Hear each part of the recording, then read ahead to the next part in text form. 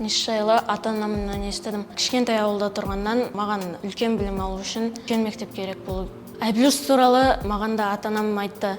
Бірінші мен I+ әпкелерім барда. Бірінші әпкем I+-ның арқасында РФМШ-ға түсті. Ал екінші әпкем I+-ның арқасында Биллға түсті. Олардың арқасында мен де I+ таңдауды шештім. Енді қазір өзім I+-ның арқасында НИШ-қа түсіп отырмын. Қосымша дайындықсыз түсуге мүлдем болмайды деп ойлаймын. Өйткені қатты қалап қана дайындалсаң ғана түсе аласың. Поддержканы мен көп ата-анамнан алдым.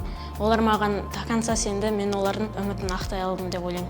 Мен өзім мақсатыма қалай да жеткім келді. Сол үшін ешқашан басымды артқа салмай, тек қана алдыға қарап жүргім келді. Емтихан болса, мен бірінші мүлдем қобалжымадым, өйткені қобалжысаң көп нәрсені ұмытып қаласың. Звонокта мен телефонымды қарап қалған кезде ментордан сообщение келгенін көрдім, апайдан.